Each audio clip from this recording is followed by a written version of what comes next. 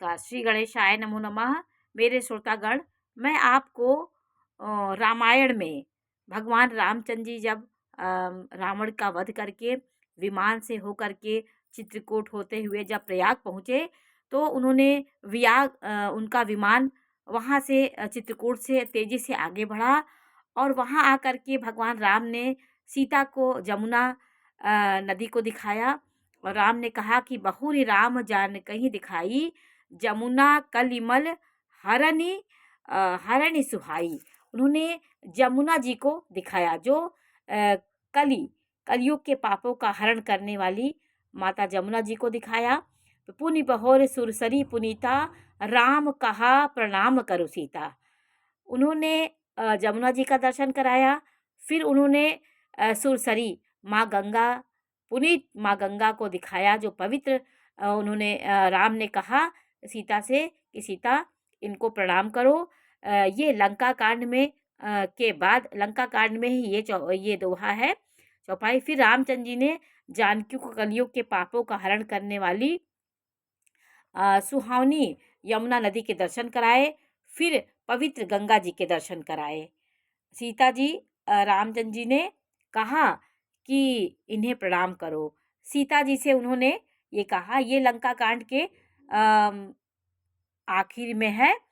तो इसको आप लोग इसमें देखिए कि उसमें चौपाई के बाद दोहा है, 119वां ये दोहा है।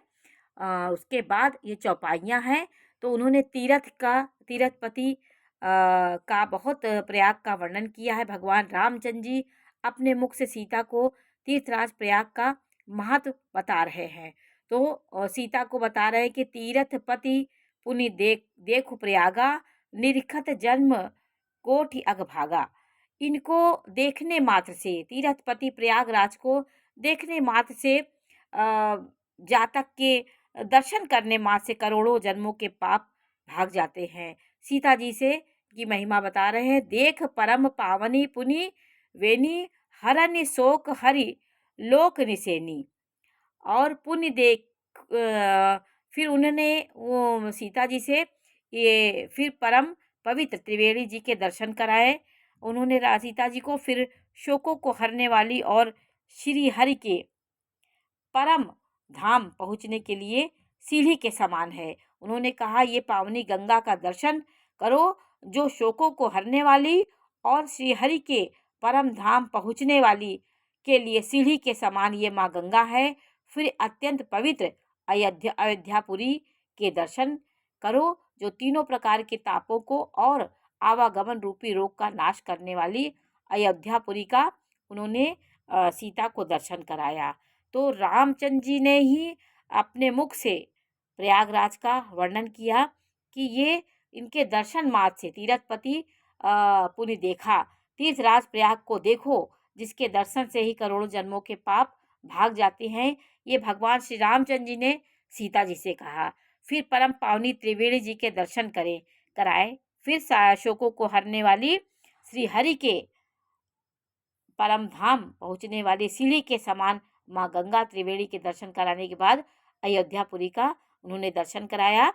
ये विमान में बैठ करके भगवान रामचंद्र जी सीता को अयोध्या की ओर ले जाते समय उन्होंने ये सब सीता को दर्शन कराए और कहा कि सीता सहित अवध कहूँ, कीन कृपालु प्रणाम और सजल नयन तन पुलकित पुनि पुनि हर्षित राम।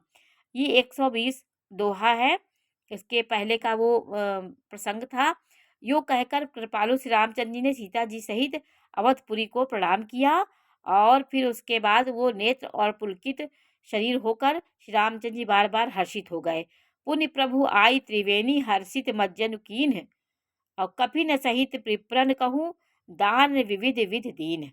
उन्होंने फिर त्रिवेणी में आकर के, प्रयाग में त्रिवेणी जहाँ आकर के प्रभु ने हर्षित होकर स्नान किया और वानरों सहित ब्राह्मणों को अनेकों प्रकार से दान दिए। ये हमारी परंपरा बहुत पुरानी है। भगवान राम ने भी ये त्रिवेणी के दर्शन करने के बाद, यहाँ स्नान ध्यान करने के बाद उन्होंने वानरों सहित सबको उन्होंने ब्राह्मणों को दान दक्षिणा दिया। फिर वो अयोध्या की ओर उनका विमान चल पड़ा। तो गंगा जी को पार करके सीता जी गंगा जी की विधिवत पूजा की। सीता जी भी स्नान ध्यान की उन्होंने। सीता पतित पावनी सीता ने गंगा जी की पूजा की। फिर पवन पुत्र हनुमान जी तुरंत ही चल पड़े। तब प्रभु भरद्वाज जी के पास गए, जहाँ ये प्रयाग में ही है। भरद्वाज जी के आश्रम में गए, वहाँ विधिवत उन्होंने पूजा स्तुति की और आशीर्वाद भरद्वाज जी से उन्होंने लिया। मुनि पद बंद जुगल कर जोरी, चढ़ विमान प्रभु चले बहोरी।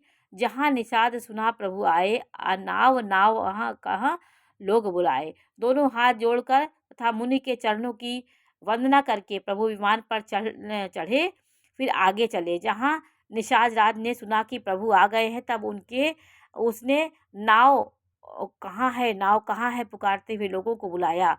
सुरसरी नाग जान तब आयो, उतरेऊ तट प्रभु आयस पायो। तब सीता पूजी सुरसरी, बहु प्रकार पुण्य चरण ही परी। इतने विमान गंगा जी के पास लांग कर गंगा जी के इतने में ही विमान गंगा जी को लांग कर इस पार आ गया और प्रभु की आज्ञा पाकर किनारे पर उतरा। तब गंगा जी बहुत प्रकार से सीता जी ने गंगा जी की पूजा करके फिर उनके चरणों में गिरी और दीन आशीष हरसि मन गंगा, सुंदरी तब अहिवात अभंगा। गंगा जी ने उनको आशीर्वाद दिया। सुनत गुहा धायव प्रेमाकुल, आयो निकट राम सुख संकुल। उन्होंने गंगा जी को मन ही मन हर्षित होकर गंगा जी ने माँ सीता को आशीर्वाद दिया कि हे सुंदरी, तुम्हारा सुहाग अखंड हो। भगवान के तट पर उतरने की बात सुनते ही निषाद राज गुरु प्रेम से व्याकुल हो गया और दौड़ा।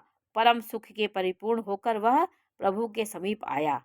इस तरह भगवान के लीला की भगवान ने और निषाद राज, ये प्रयाग का ही वर्णन है।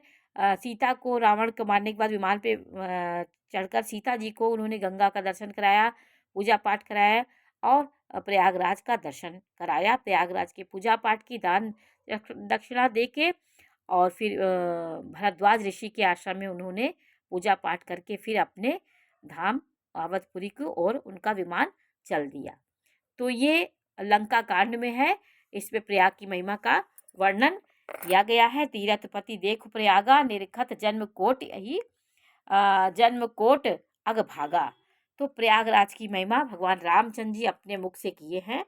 ये लंका कांड का वर्णन है। इसको आप लोग पढ़कर आनंद लीजिए। नमस्कार।